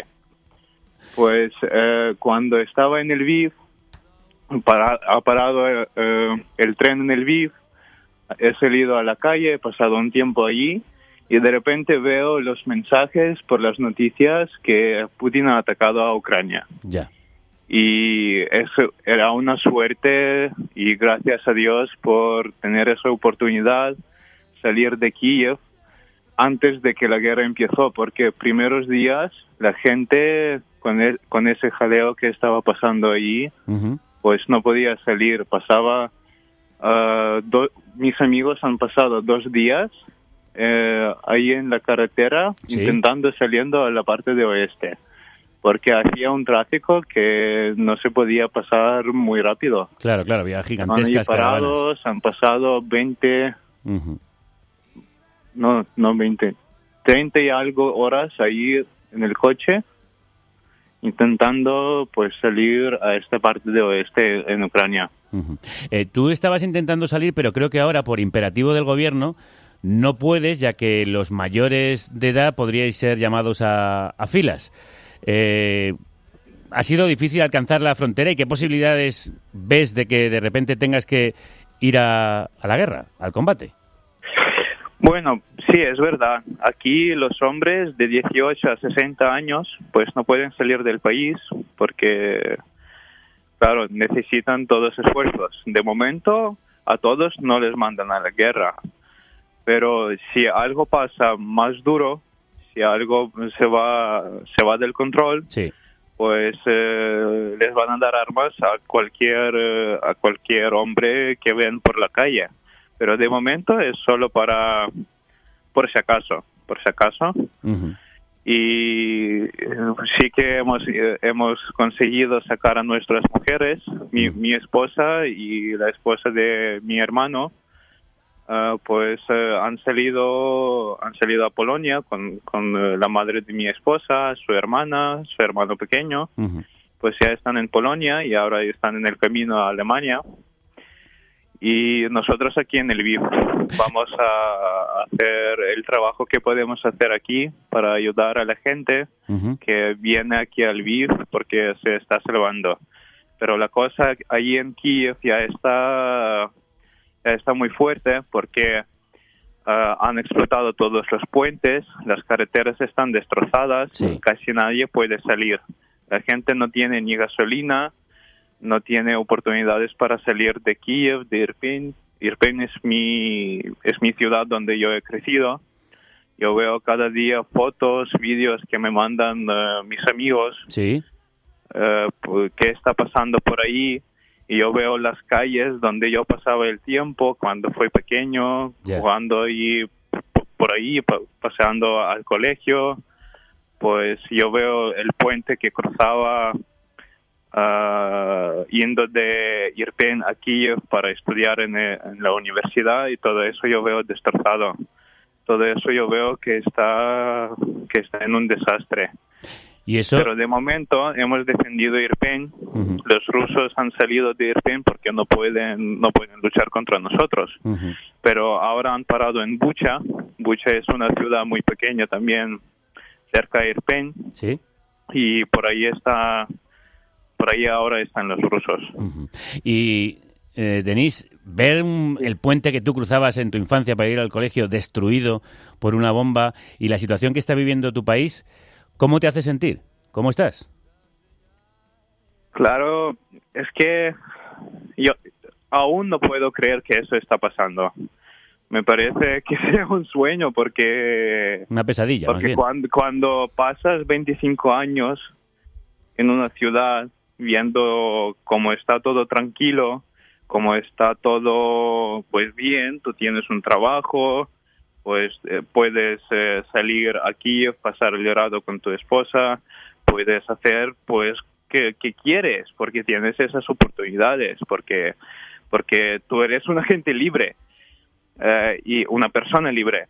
Y ahora cuando ves que tus amigos se están escondiendo por los refugios, nuestra iglesia, donde yo crecía toda mi vida, pues está ayudando a la gente, están pasando el rato allí debajo de la iglesia, pues porque no pueden salir. Claro. Cada día hay disparos, cada día hay algo que te da peligro y no puedes hacer nada. Y cuando veo eso me da rabia. Quiero que eso todo para y no sé qué hacer, porque cuando ves cómo que está pasando, no sabes con qué puedes ayudar. Pues deseamos, sí. Pues aquí estamos y lo más rabia que te da es lo que rusos dicen que nos están salvando. Ellos dicen que en el año 1991 era un error que Ucrania ha sido libre, porque toda la historia Ucrania ha sido una parte de Rusia y Ucrania tiene que volver a rusos porque nuestro gobierno nos está dando una vida más mal que puede ser, y aquí estamos atrapados, tenemos que estar a salvo. Y la vida aquí era muy bien. Bueno, no puedo decir lo mejor de todo, porque claro, aquí pasaban cosas, muchas cosas que a alguna gente no le gustaba. Pero bueno, la gente aquí fue libre. Si quieres salir a algún país, puedes salir como turista. Si quieres ir a trabajar a otro país, vale, el camino está libre. Tú podías aquí hacer muchas cosas. Ujú. Kiev es una ciudad muy progresiva. Teníamos muchas empresas que te daban un buen trabajo. Ujú. Y ahora, ¿de qué están intentando salvar a nosotros? ¿De una vida normal? ¿De una vida que disfrutabas? La historia dice que antes de que Moscú estaba construyendo, Kiev estaba existiendo. Kiev, desde el año 998, si me acuerdo bien, estaba existiendo. Aquí vivía gente y Moscú era un bosque. Ujú. Era un lago sin nada. Y ellos dicen que Ucrania fue una parte de Rusia toda la historia. Y me da pena y me da rabia que los rusos creen a su presidente. Ujú. Y yo veo que ucranianos intentan conectar con la familia que vive en Rusia. Sí. Mi madre tiene una hermana que también vive en Rusia. Y ellos dicen que espera que dentro de poco todo va a acabar. Estamos salvando a nosotros. Pero no necesitamos ese salvo porque teníamos una vida normal. Sí, ojalá esa Y vida esto, ¿no? normal vuelva pronto. Denis, te deseamos muchísima suerte a ti y a tu familia, ahora mismo separada por una frontera entre dos países, el tuyo propio y el vecino Polonia. Denis Podko, un abrazo muy fuerte. Muchas gracias. Gracias a Dios por tener unas oportunidades de hablar con vosotros, hablar con España. ¿Cómo se dice gracias Y en ucraniano? Muchas gracias por todo el apoyo. ¿Cómo se dice gracias en ucraniano? Дякую. Uy, no voy a saber pronunciarlo. ¿Me lo puedes repetir? Дякую. Yakoyo. Pues Yakoyo, Denis. Слава Україні. Slava Ukraiña. Y terminamos hablando con los ucranianos y las ucranianas que viven en nuestro país. La ciudadanía vive desde hace años la tensión de este conflicto. Con ellos, con ellas, ha estado hablando Elena Gómez. Crudos días. Crudos días. De ese agotamiento me habla Víctor, politólogo ucraniano que vive en España. Con él hablo por teléfono. Me cuenta que la estrategia de Putin ha consistido en el desgaste a la población que ha afectado a la economía y al ánimo. Emocionarle a la población, porque llevan siendo 8 años de conflicto, con constante tensión en la frontera con Crimea también. Y durante todos estos años siempre era vivir con la guerra ahí al lado. Y cuando ya el año pasado acercaron sus tropas a nuestras fronteras, afectó a nuestra economía, afectó al bienestar de nuestra ciudadanía. Todos estuvimos en tensión. Se filtraban imágenes de TikTok o de otras redes sociales de la población civil rusa, de traslado de tanques, de otras municiones. Esto suponía una tensión emocional muy grande. Ahora su familia ha tenido que quedarse en Ucrania. Por varios motivos. Primero de todo, pues tenían la esperanza de que no llegara a nuestra región. Pensaban que nuestra región no sería ocupada. Y por otra parte, por las viviendas en las que se encuentran, que son de su propiedad, y no querían dejarlas abandonadas. Y por la cercanía lejanía de otros familiares que necesitan atención. Me cuenta que entre los gestos de apoyo que podrían dar tanto la Unión Europea como el gobierno español serían anunciar que los refugiados de Ucrania son bienvenidos. Cualquier ayuda y solidaridad sería bienvenida, o incluso gestos o mensajes de apoyo a la población ucraniana. Creo que también les haría sentirse mejor y más respaldados y comprendidos en el mundo. Solidaridad que el pueblo ucraniano pide a gritos. Desde que comenzaron los ataques, la ciudadanía ucraniana se ha estado manifestando.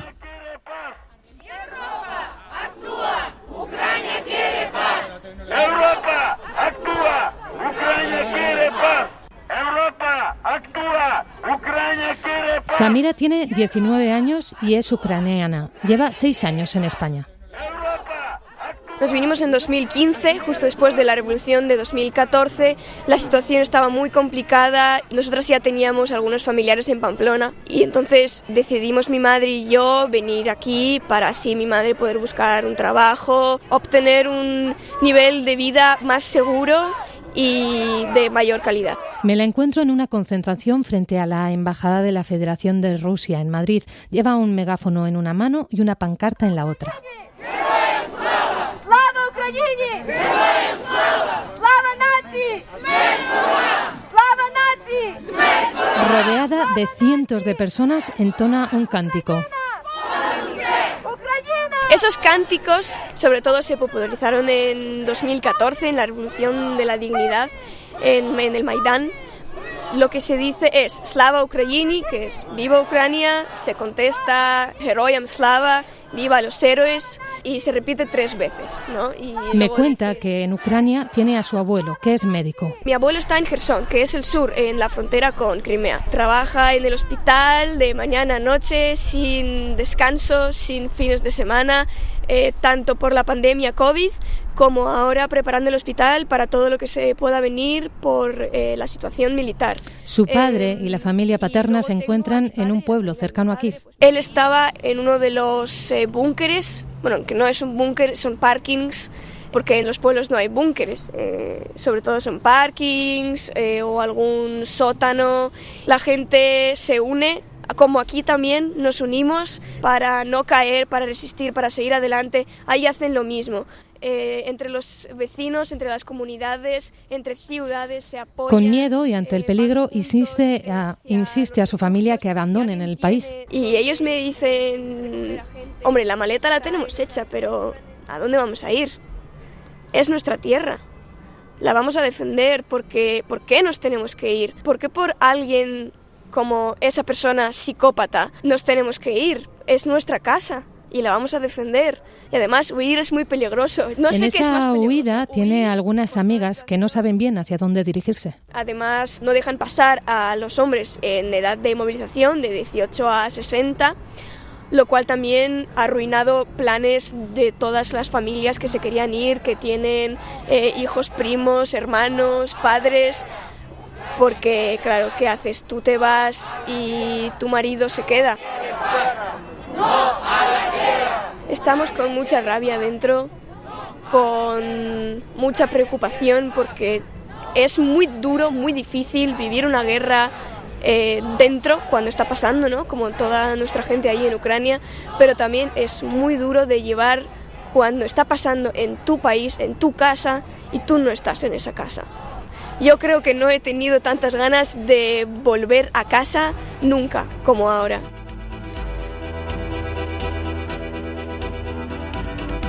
En la concentración también me encuentro a Tatiana. Su hermano y su cuñada están dispuestos a luchar. Tiene 30 años y su mujer también, igual, es chica, pero eso no me importa. Yo voy a proteger a mi tierra, a mi gente. Me dan arma y vamos, voy hasta el último día, hasta el último momento. A su lado está Irina, que no ha conseguido convencer a su padre para que huya. Hay muchas colas en las fronteras, muchísimas, está colapsado todo. Y mi padre, por ejemplo, que tiene 62 años casi, pero que puede salir, por ley puede, pero dijo que no piensa salir, que se quede ahí. Ninguna de las dos se esperaban esto. Que no podía ni creer, hasta que no encendí la tele, es que no podía ni creer.